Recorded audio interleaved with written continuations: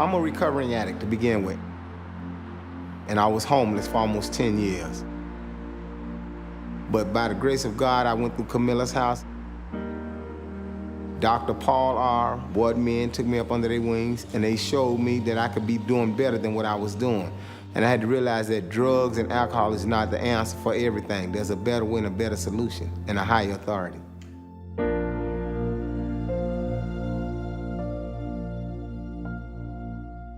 Dr. R, what he's done, I think has made a huge impact in terms of how we look at solving the problem of homelessness, is he's taken some pretty big risks throughout the years. 2007, he basically opened up the parking lot and said, you know what, all those folks that were sleeping out in front of Camillus House for all these years, come inside. We'll shelter you, we'll give you food, we'll give you case management. And at first we didn't know what that would be like. You know, we had 60 people the first night, and within a few months we had 280 people. The program, after 4 years, over 1,000 people participated, and 2/3 of those people were successfully placed into permanent housing. The federal government has had a plan for a number of years to end chronic homelessness. Nobody's actually accomplished it. Miami is very close to it. We think we're 5 or 6 years away. And the Camillus House campus and its design and its programs will allow us to accomplish this goal. What I really admired also is his ability to coordinate and to partner with folks in the community. He knew that we as a Camillus organization couldn't do it by ourselves. We had to really coordinate with the academic centers, with private business, with our philanthropic community, and he was able to do all of that, and that's what I admire enormously. One of the major attributes of Paul is that he is determined, he has the vision, and he has the skill set to understand the varying populations that are left on the street, what their issues are, and to customize programs to deal with those issues. And there's no doubt in my mind he'll accomplish that objective, being the first city in the country to end chronic homelessness. I mean, think about it, it's awesome. There was one individual who came to Dr. R about a week after he had been there, or 10 days. He says to him, he says, you know, Doctor, I want to thank you. I've been clean for 10 days. And he says, well, that's fantastic. Why do you think that is? He says, well, because in here, the drug dealers can't get to me.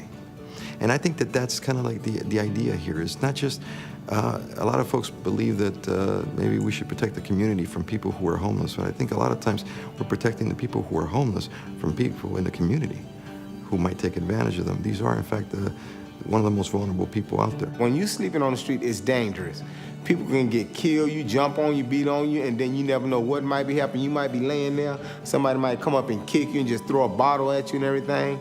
And that's another reason why I changed myself, because I don't want to live like that. I knew I could live better than what I was. Steve, how you been, man?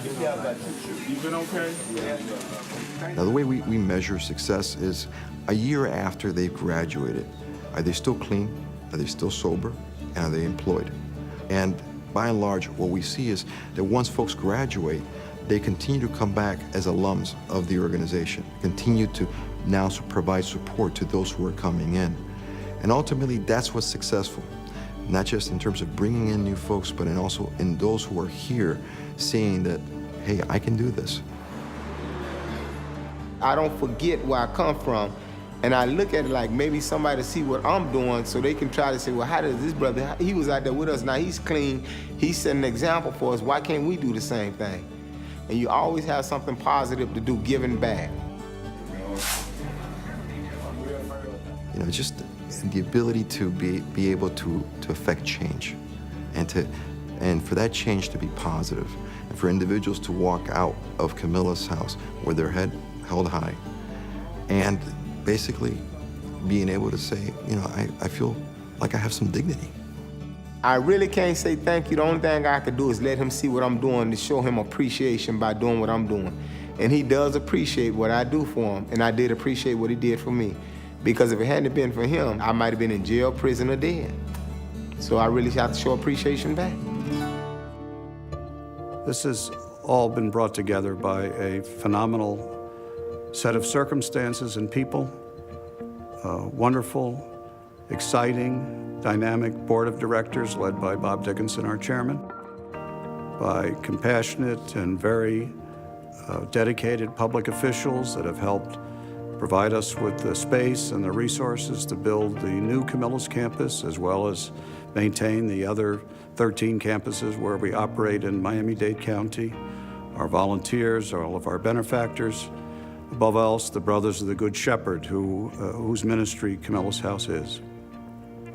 Camillus House has enjoyed a long and very prosperous relationship with the Florida Blues and with the Florida Blue Foundation. And it is a great delight to me to once again participate with the Florida Blue Foundation in your symposium and also in this awards ceremony. Thank you to everybody, and please remember the great needs that are experienced by persons who are homeless, not only here in Miami-Dade County, but throughout the state of Florida.